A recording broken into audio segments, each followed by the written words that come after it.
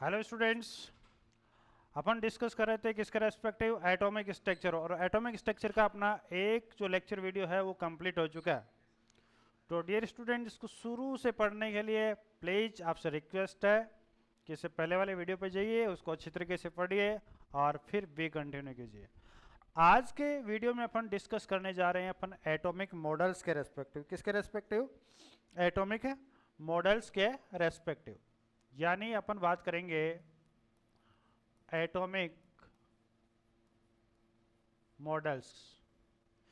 Dear student, आज का जो लेक्चर है उसमें मोस्टली मैं बात करूंगा थॉमसन मॉडल और रदरफोर्ड मॉडल और बोर मॉडल। तो dear student, first of all अपन बात करते हैं किसके रेस्पेक्टिव? थॉमसन के रेस्पेक्टिव। तो देखो डियर स्टूडेंट, थॉमसन ने अपने एटॉमिक मॉडल में क्या बोला था।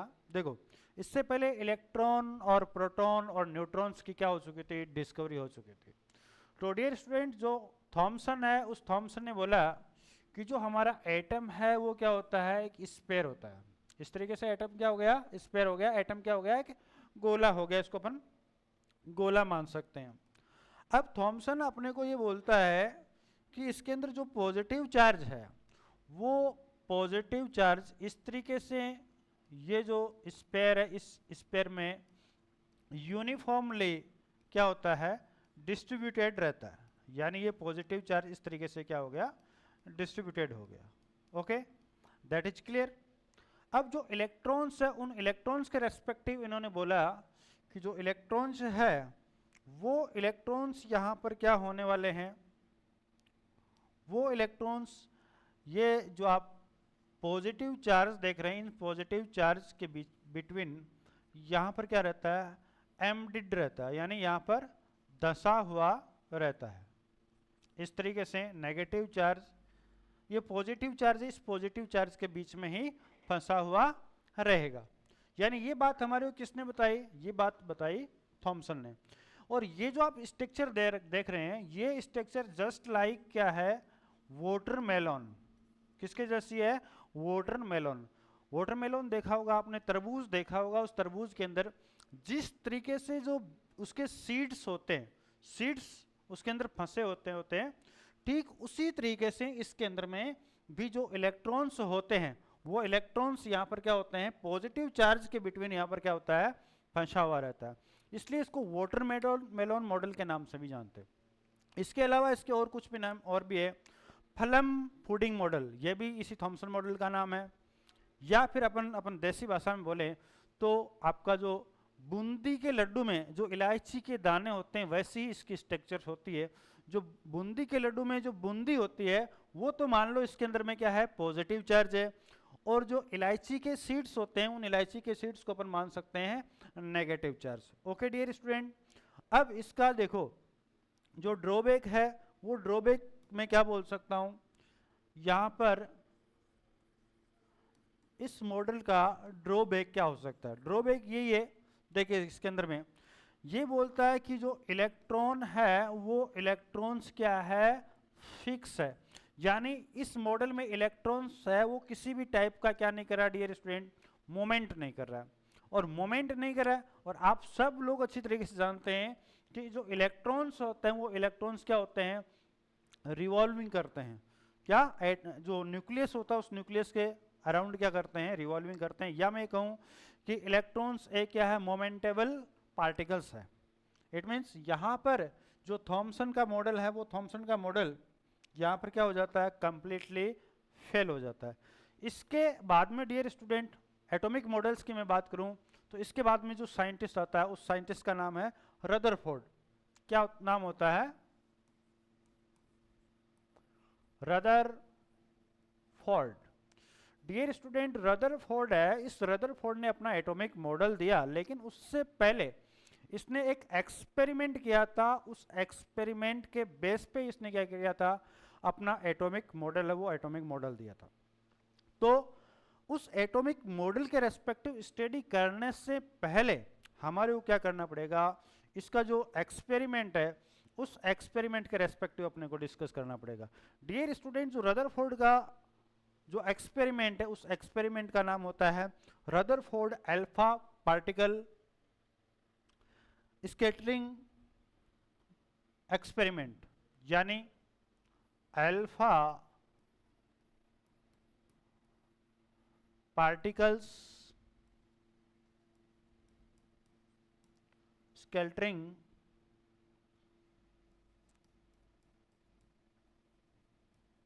एक्सपेरिमेंट। इसके रेस्पेक्टिव अपन क्या करेंगे, बात करेंगे।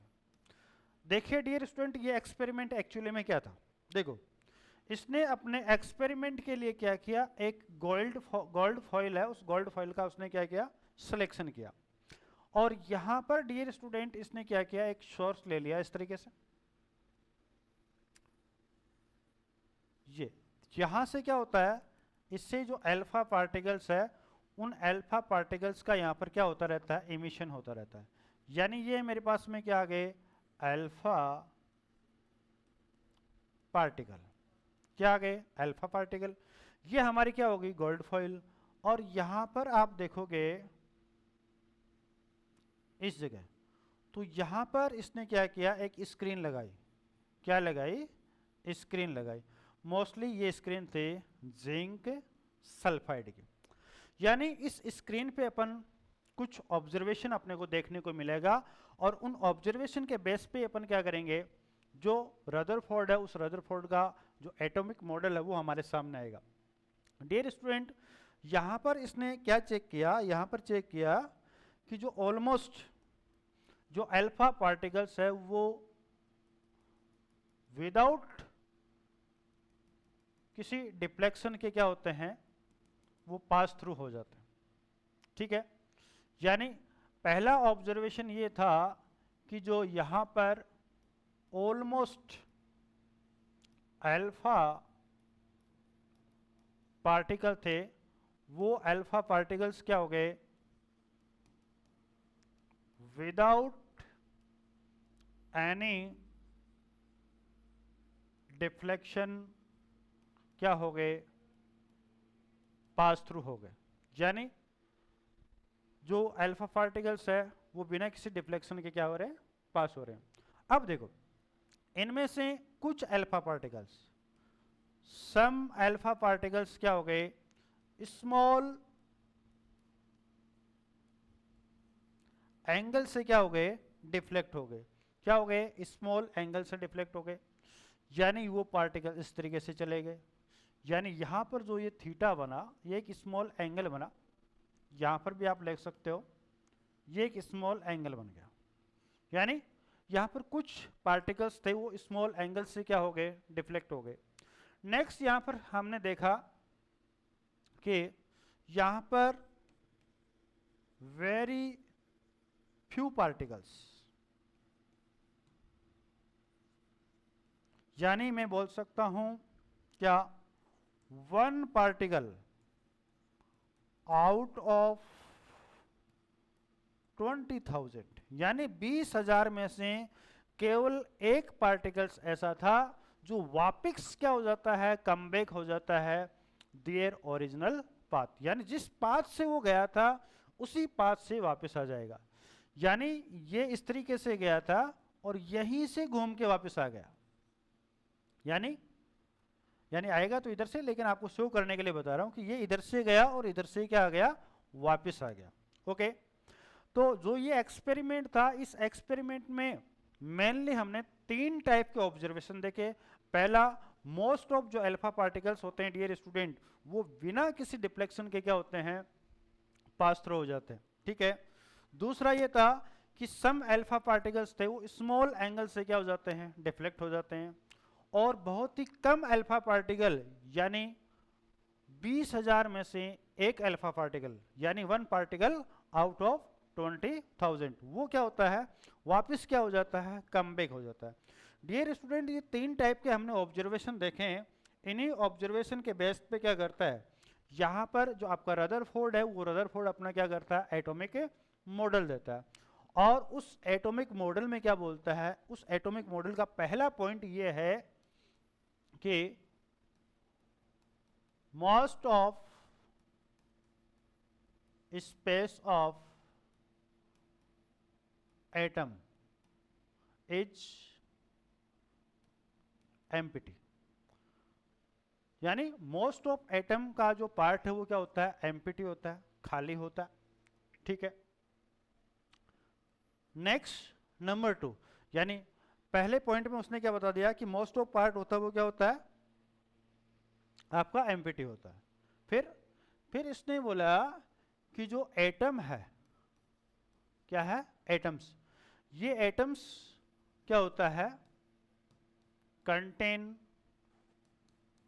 पॉजिटिव चार्ज, यानी एटम किससे बना होता है, पॉजिटिव चार्ज से बना होता है। अब डियर स्टूडेंट, ये पॉजिटिव चार्ज है, ये पॉजिटिव चार्ज है, ये क्या करता है, स्मॉल वॉल्यूम में क्या रहता है, कॉन्सेंट्रेट रहता है। क्या रहता है, स्मॉल वॉल्यूम में क्या होता है, कॉन्सेंट्रेट रहता है। और जिस स्मॉल वॉल्यूम में कॉन्सेंट्रेट रहता है उसी को एक अपन नाम दे देते हैं न्यूक्लियस।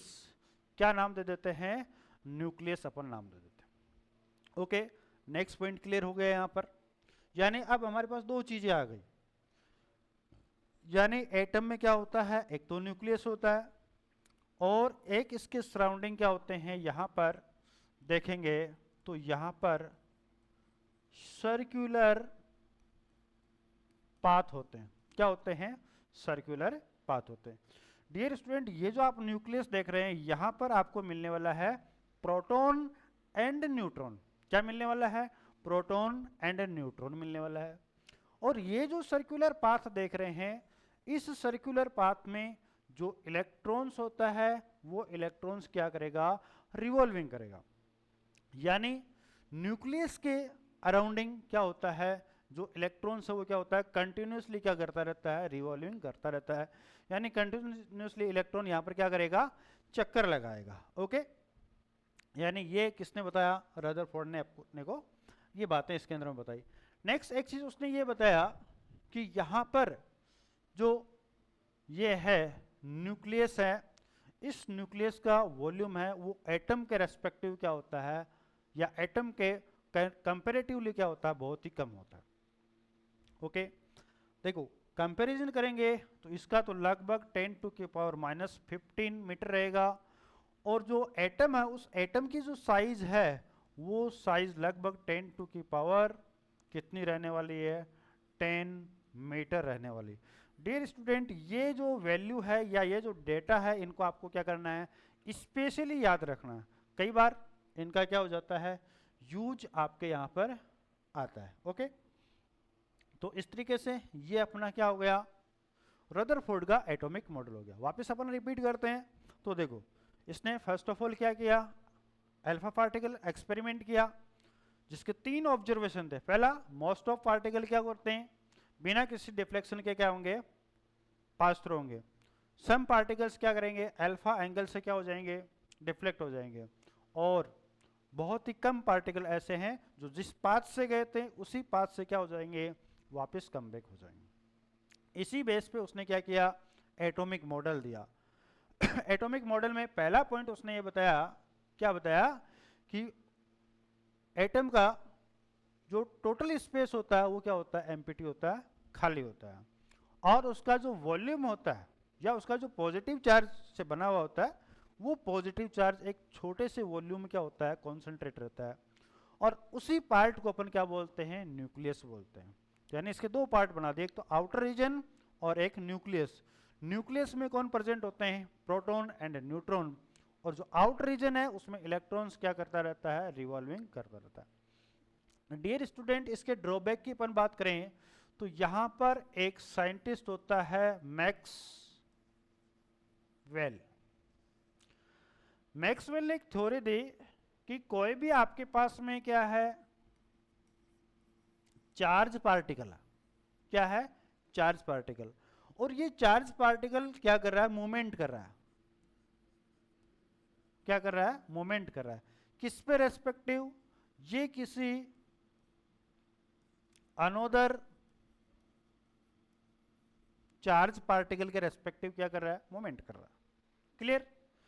तो जब कोई charge particle another charge particle के रेस्पेक्टिव क्या करता है, मूवमेंट करता है, तो ऐसी सिचुएशन में वो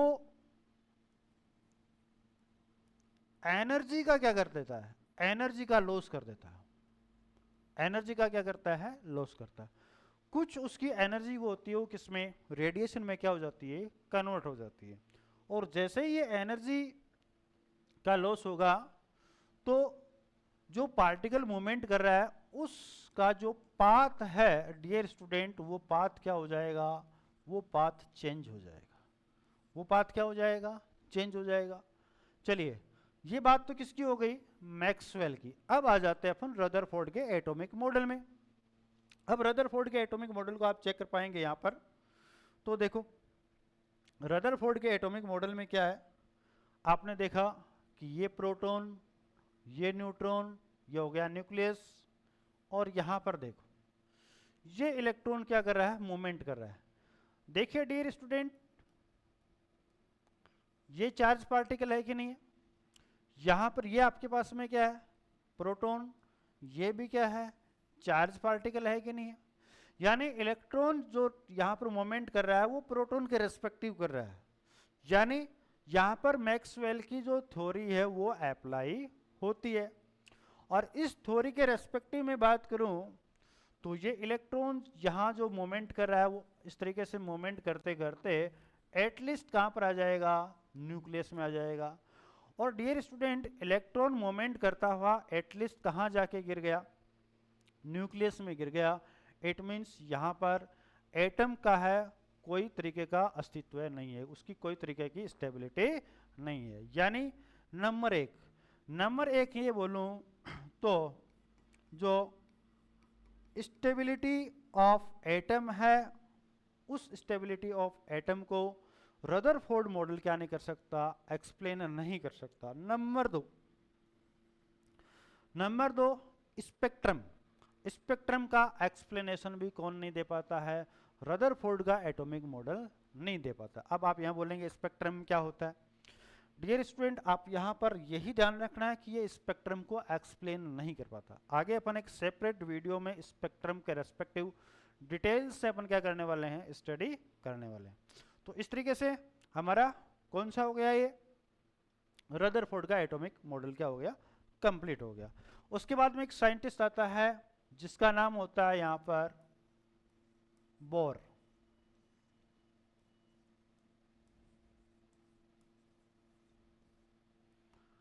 साइंटिस्ट का नाम है क्या है, बोर। और डियर स्टूडेंट ये जो एटॉमिक मॉडल है ये बहुत ही इंपॉर्टेंट एटॉमिक मॉडल है। This is very very important, इसको आपको अच्छी तरीके से क्या करना है, ध्यान करना है। कोई भी कंपटीशन है उसको उठाकर देख लीजिए, बोर एटॉमिक मॉडल से रिलेटेड कोई ना कोई क्वेश्चन यहाँ पर मिल जाएगा। बट यहाँ पर अपन ओनली फॉर जो बोर एटॉमिक मॉडल है उसके पोस्टुलेट्स है उनके रेस्पेक्टिव डिस्कस करेंगे। इसका न्यूमेरिकल पोर्शन है उसका जो स्टडी है वो अपन नेक्स्ट वीडियो में करेंगे। देखिए यहाँ पर क्या होता है, पहली बात तो जो बोर ने एटॉमिक मॉडल दिया था वो कहाँ कहाँ अप्लाई होता है या कौन सी वो स्पीसीज है जिसके ऊपर ये वैलिड होता है। तो डियर स्टूडेंट ये बोर का एटॉमिक मॉडल है वो हाइड्रोजन लाइक जो एटम है उन एटम्स के रेस्पेक्टिव ही क्या है, वैलिड है। ठीक है, यानी या तो हाइड्रोजन पे ये वैलिड है या हाइड्रोजन लाइक स्पीसीज या हाइड्रोजन लाइक एटम। अब हाइड्रोजन लाइक एटम क्या होते हैं, फॉर एग्जांपल हीलियम, लिथियम। अब ये हाइड्रोजन लाइक एटम स्पीसीज नहीं है, बट मैं यहां पर क्या कर दूं प्लस और यहां पर क्या कर दूं +2। तो डियर स्टूडेंट अब ये क्या हो गए, हाइड्रोजन लाइक हो गए। मतलब ऐसे स्पीसीज जिनके अंदर क्या होता है, ओनली और ओनली 1 इलेक्ट्रॉन्स क्या होता है, प्रेजेंट होता है। उन्हीं स्पीसीज के ऊपर जो आपका बोर एटॉमिक मॉडल है वो वैलिड है या वो एप्लीकेबल। नंबर एक बात। नंबर दो बात अपन यहां पर बात करेंगे इसके अंदर में, तो देखिए डियर स्टूडेंट, यहाँ पर बोर ने भी बोला कि जो एटम है वो एटम किससे बना होता है? एटम बना होता है इलेक्ट्रॉन एंड प्रोटॉन्स। एटम किससे बना होता है? इलेक्ट्रॉन और प्रोटॉन से बना होता है। तो इसी में आप आगे चलते हैं, आपके सिलेबस के अकॉर्डिंग अपन बात करें तो देखो, एटम किससे बना होता है? इलेक्ट्रॉन और प्रोटॉन से बना होता है। अब देखिए डियर स्टूडेंट, बोर अपने मॉडल में क्या बोलता है? बोर अपने मॉडल के अंदर ये बोलता है कि ये जो इलेक्ट्रॉन्स है वो इलेक्ट्रॉन्स न्यूक्लियस के अराउंडिंग क्या करता है? रिवॉल्विंग करता है। यानी ये इलेक्ट्रॉन यहां पर क्या कर रहा है? रिवॉल्विंग कर रहा है। क्या कर रहा है? रिवॉल्विंग कर रहा है। बट यहां पर ये जो रिवॉल्विंग कर रहा है वो क्या है? Circular path. और ये जो सर्कुलर पाथ है, इन सर्कुलर पाथ की जो एनर्जी है वो एनर्जी डियर स्टूडेंट यहां पर क्या है? कांस्टेंट। एनर्जी इनकी क्या है? कांस्टेंट है। यानी थोड़ा सा इसने इंप्रूवमेंट कर दिया। यानी इलेक्ट्रॉन जिस सर्कुलर पाथ में रिवॉल्विंग करेगा उसकी एनर्जी यहां पर क्या होती है? कांस्टेंट रहती है। और यहां पर जब इलेक्ट्रॉन क्या करता है? रिवॉल्विंग करता है, तब ये न तो एनर्जी को क्या करेगा? एब्जॉर्ब करेगा, और न ही एनर्जी को क्या करेगा? इमिट करेगा। यानी जो गलती रदरफोर्ड ने की थी वो गलती यहां पर बोर ने अपने मॉडल में नहीं की। यानी उसमें क्या किया? इंप्रूवमेंट कर दिया। यानी बोल दिया रिवॉल्विंग करेगा, जो पाथ है सर्कुलर पाथ उसकी एनर्जी कांस्टेंट है।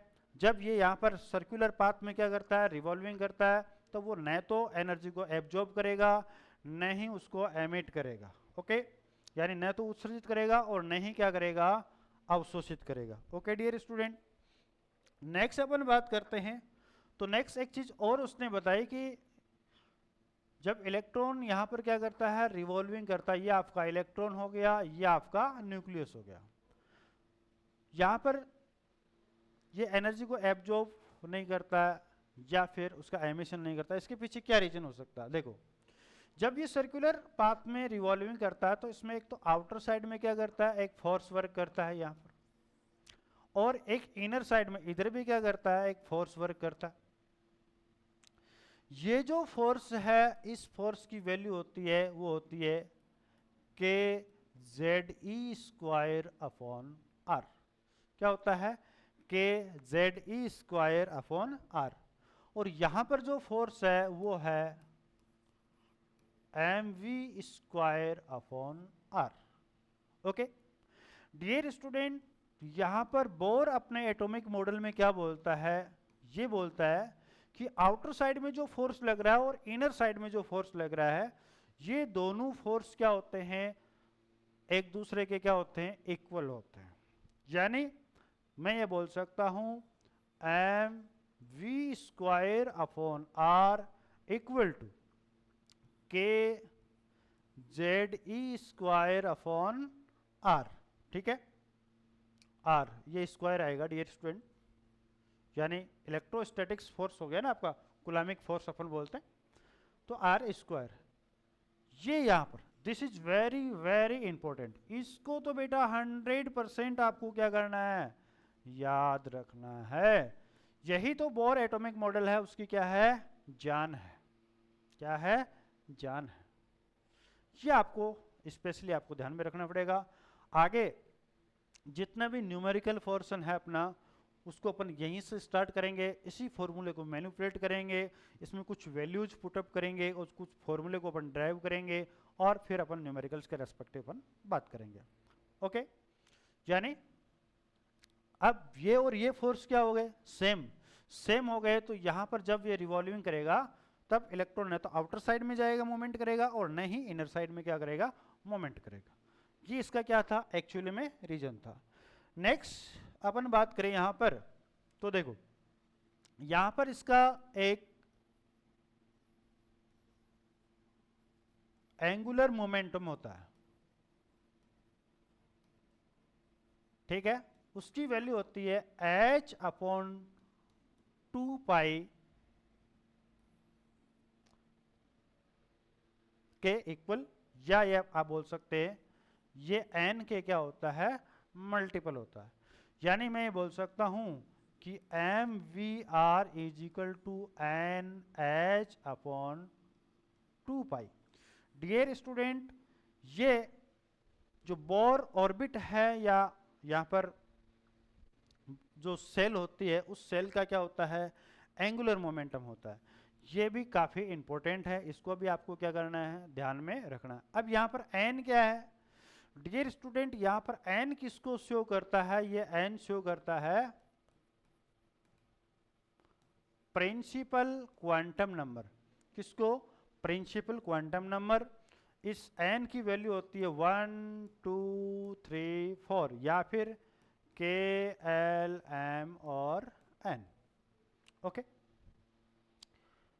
चलिए इसको देखते हैं थोड़ा। यानी ये न्यूक्लियस हो गया आपका, प्रोटॉन एंड न्यूट्रॉन,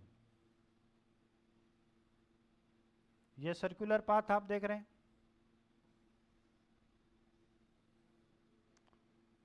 पहला, दूसरा, तीसरा, के एल और एम,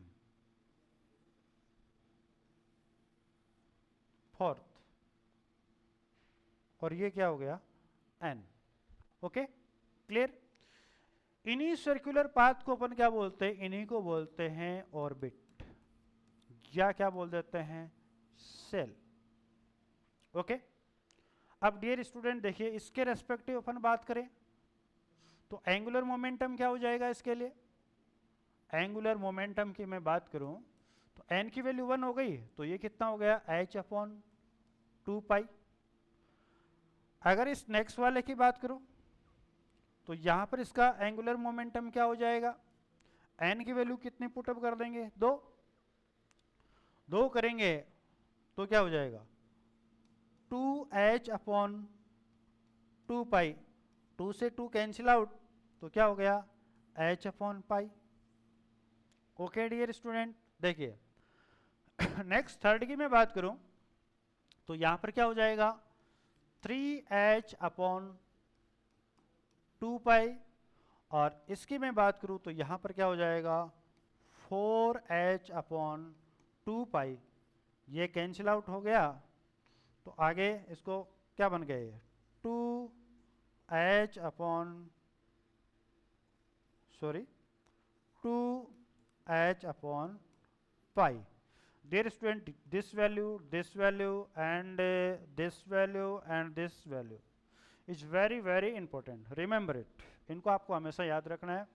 ये डायरेक्ट एग्जाम में पूछी जाती है, डायरेक्ट एग्जाम में पूछी जाती है, एंगुलर मोमेंटम की वैल्यू पूछी जाती है, तो आप डायरेक्ट यहाँ से बता सकते हैं। या फिर n की वैल्यू को आप क्या कर सकते हैं, इसमें पुट कर सकते हैं, और पुट करने के बाद में इस वैल्यू को आप क्या कर सकते हैं, फाइंड आउट भी कर सकते हैं। ओके डियर स्टूडेंट, चलिए नेक्स्ट एंड लास्ट जो पॉइंट के अपन डिस्कस करने जा रहे हैं, यानी ये न्यूक्लियस ले लिया, इस तरीके से क्या होते हैं, सर्कुलर पाथ होते हैं। इसको मैं बोल देता हूं लोअर एनर्जी लेवल, इस पर इसके रेस्पेक्टिव ये क्या हो गया, हायर हो गया, इसके रेस्पेक्टिव ये क्या हो गया, ये हायर हो गया। अब देखिए डियर स्टूडेंट, हमारा इलेक्ट्रॉन्स कहां पर प्रेजेंट होता है, इस पहले ऑर्बिट में होता है। अब ये इलेक्ट्रॉन क्या करता है, यहां से मूवमेंट करता है, और मूवमेंट करके यहां से कहां गया, यहां पर आ गया, या फिर ये इलेक्ट्रॉन मूवमेंट करके कहां पर चला गया, यहां पर चला गया। अब देखो आफ्टर सम टाइम ये क्या करेगा, यहां से ये इलेक्ट्रॉन यहां से यहां पर भी आ जाएगा, या फिर ये इलेक्ट्रॉन यहां से कहां पर आ सकता है, यहां पर आ सकता है। तो इस तरीके से जो इलेक्ट्रॉन है वो एक ऑर्बिटल से दूसरे ऑर्बिटल में क्या कर सकता है, ट्रांजिशन कर सकता है। लेकिन ये कब कर सकता है, कैसे कर सकता है, यहाँ पर क्या सिचुएशन क्रिएट होने वाली है उसके रेस्पेक्टिव अपन देखेंगे। तो जब भी इलेक्ट्रॉन लोअर एनर्जी लेवल से कहाँ मूवमेंट करता है, हायर एनर्जी लेवल में मूवमेंट करता है, तो ऐसी सिचुएशन में वो हमेशा एनर्जी को क्या करेगा, एब्जॉर्ब करेगा। एनर्जी को क्या करेगा, एब्जॉर्ब करेगा। ओके, यानी यहां पर एनर्जी क्या होने वाली है, एब्जॉर्ब होने वाली है।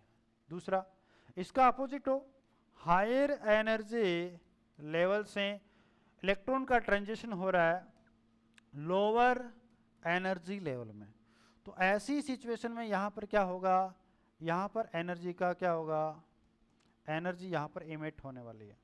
यानी यहां पर एनर्जी का क्या होगा, यहां पर एनर्जी एमिट होगा। ओके डियर स्टूडेंट, अब यहां पर एक वैल्यू ले लेते हैं, डेल्टा ई बराबर E2 माइनस E1, यानी यहां पर हो गया एनर्जी डिफरेंस। ये जो इन दोनों की एनर्जी डिफरेंस है उसको अपन क्या बोलेंगे, डेल्टा ई। यहां पर इसको भी डेल्टा ई बोलेंगे, ये भी डेल्टा ई है और ये भी क्या है, डेल्टा ई ही है। यानी E2 यहां पर क्या है डियर स्टूडेंट, E2 यहां पर है क्या, हायर एनर्जी लेवल, और E1 यहां पर क्या है, लोअर एनर्जी लेवल। ठीक है, अब देखो यहां पर इसकी वैल्यू या तो क्या आएगी, पॉजिटिव में आएगी, या फिर इसकी वैल्यू किस में आएगी, नेगेटिव में आएगी।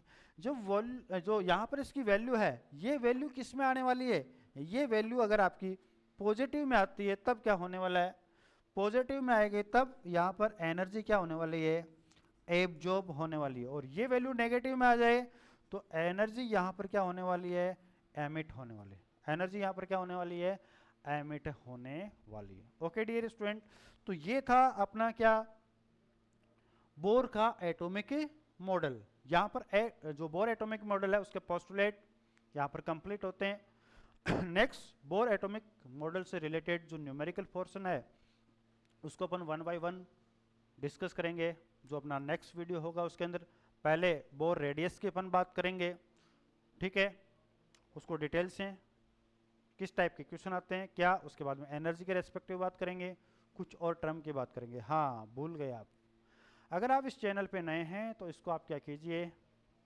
सब्सक्राइब कीजिए, वीडियो को लाइक कीजिए, हाँ अरे शेयर तो इतना कीजिए, फैला दीजिए, ठीक है। तो तब तक जुड़े रहें, इस वीडियो को देखें, इससे पहला हमारा जो एक वीडियो है उसको देखें। तब तक के लिए बेस्ट ऑफ गुड लक।